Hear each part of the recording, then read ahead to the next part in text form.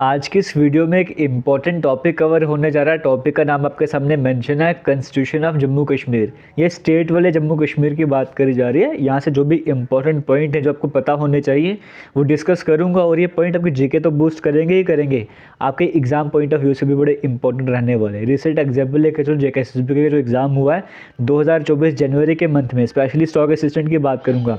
एक ही एग्जाम में 3 क्वेश्चन इस टॉपिक से देखने को मिले थे जो आपको करवाने जा रहा हूँ आज, तो इसलिए बड़ा इंपॉर्टेंट है। और भी एग्जाम में क्वेश्चन आते रहते हैं। किसी भी जेकेएसएसबी एग्जाम की तैयारी कर रहे हो तो आपके लिए वीडियो बड़ी इंपॉर्टेंट रहने वाली है।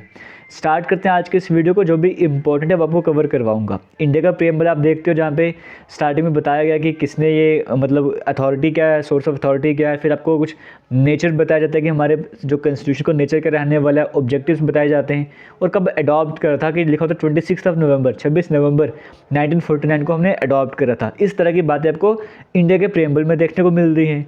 तो आप में से क्या पता किसी को पता हो या ना पता हो, जम्मू कश्मीर का भी प्रीएम्बल हुआ करता था, लेकिन वहाँ पे 2 तरह की डेट मेंशन थी, वो समझ लेते हैं। बाकी जैसे ऑब्जेक्टिव्स हैं, यहाँ पे आपको सेम टू सेम ऑब्जेक्टिव्स देखने को मिल रहे हैं। आप यहाँ पर देख सकते हो ऑब्जेक्टिव सेम ही हैं, लेकिन डेट 2 तरह की मेंशन है। सबसे पहले ऊपर की तरफ अगर हम बात करेंगे, यहाँ पे जो डेट मेंशन है वो है 26 अक्टूबर 1947, यानी कि एक्सेशन की जो डेट है, इंस्ट्रूमेंट ऑफ एक्सेशन साइन करा गया था कि कब हमने एक्सेड करा था इंडिया में, वो डेट मेंशन है। और साथ ही साथ एक और इम्पॉर्टेंट डेट की हमने अडॉप्ट कब करा था, यहाँ पर आपको देखने को मिलता है 17th डे ऑफ नवंबर, यानी कि 17 नवंबर 1956 को हमने अडॉप्ट करा था। तो इस तरह से प्रीएम्बल आपके सामने एक बार थोड़ा सा आपको दिखा दे तो आप यहाँ से देख सकते हो। बाकी पीडीएफ आपको टेलीग्राम में मिलेगा, वहाँ पे जाके आराम से पढ़ लेना, सारी स्लाइड्स आपको मिल जाएंगी, तो नोट्स बनाने की ज़रूरत नहीं है, आपको पीडीएफ मिल ही जाएगा, वहाँ पे जाकर आप आराम से कवर कर सकते हो। अभी थोड़ी सी सीक्वेंस कवर कर लेते हैं। सबसे पहले बात करते हैं जम्मू कश्मीर स्टेट बना कैसे था। ट्रीटी ऑफ अमृतसर बड़ी फेमस ट्रीटी आती है, 16 मार्च की मैं बात कर रहा हूँ, 1846 वाली। ये ट्रीटी ऑफ अमृतसर की डेट भी बड़ी इंपॉर्टेंट है, यहाँ से भी एग्जाम में क्वेश्चन बनते हैं।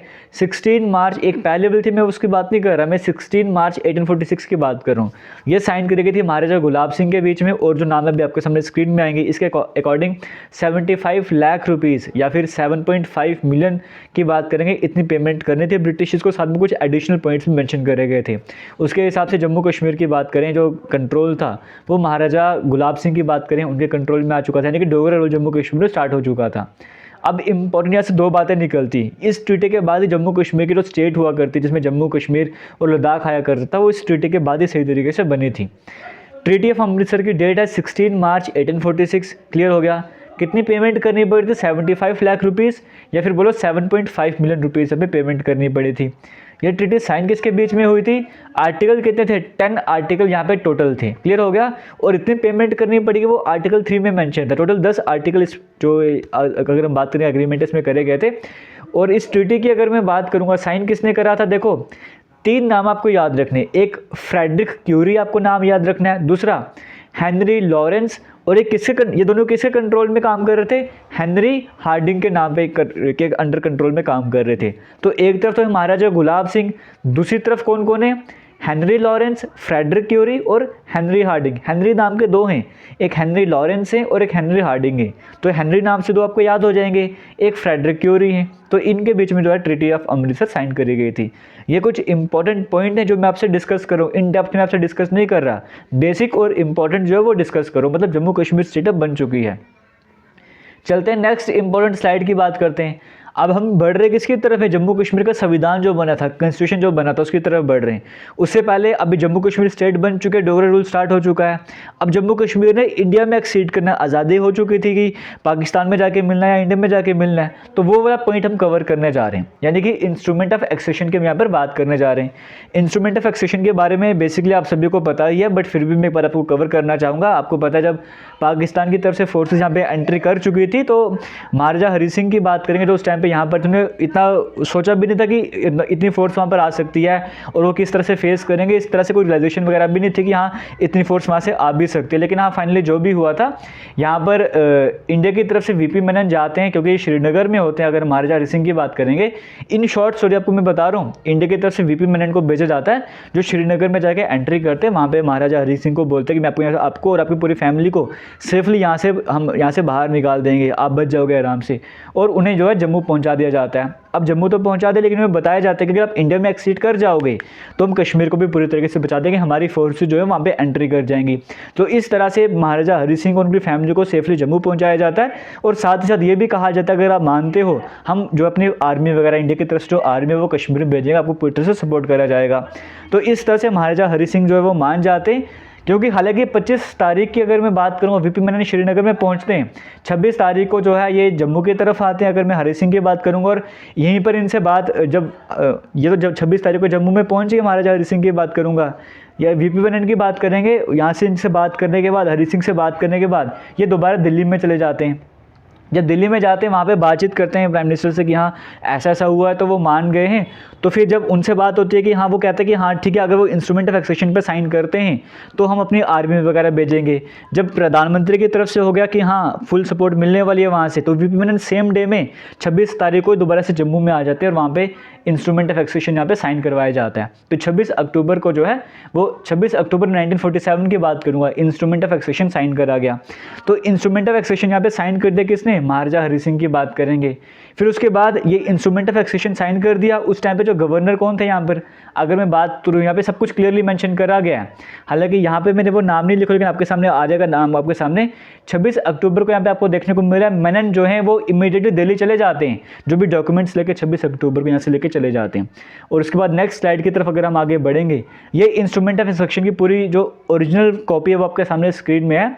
यहाँ पे देखो, जैसे महाराजा हरि सिंह की बात करेंगे, उनका क्लियरली नाम लिखा गया है और ये बताया कि किस तरह से एक्सीड वगैरह कर रहे हैं, वो सारी डिटेल्स बताई गई हैं। और लास्ट में यहाँ पर आपको साइन देखने को मिल रहे हैं। 26 अक्टूबर को मैंने बोला महाराजा हरि सिंह के यहाँ पर साइन हुए थे और 27 अक्टूबर को यहाँ पर आपको देखने को मिल रहा है ये गवर्नर जनरल ऑफ इंडिया, ये जो साइन हुए थे 27 अक्टूबर को हुए थे। तो कभी कभी आपको डाउट होता है कि इंस्ट्रूमेंट ऑफ एक्सेशन की डेट कहीं पे 26 अक्टूबर लिखी होती है, कहीं पे 27 अक्टूबर लिखी होती है।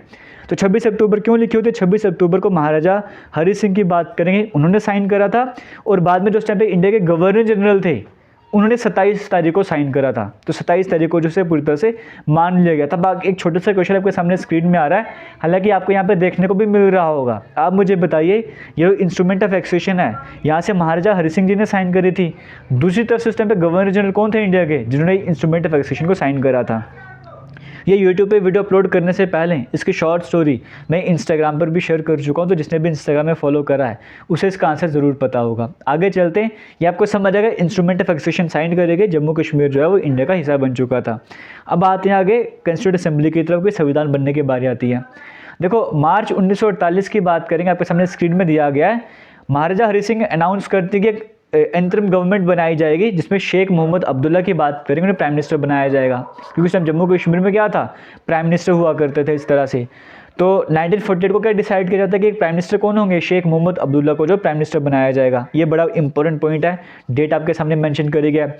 इंटरिम गवर्नमेंट मतलब जैसे आपका फाइनल सिलेक्शन लिस्ट आती है, उससे पहले प्रोविजनल सिलेक्शन लिस्ट आती है ना, वैसे आप मान के चलो कि परमानेंट सरकार है, टेम्परेरी सरकार है, इस तरह से मान के चल सकते हो।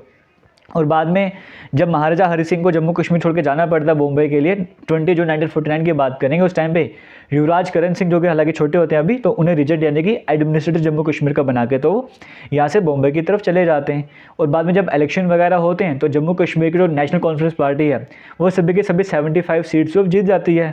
जैसे भारत का संविधान बना था, पहले इलेक्शंस हुए थे ना असेंबली बनाने के लिए, वैसे यहाँ पर भी इलेक्शंस वगैरह हुए थे।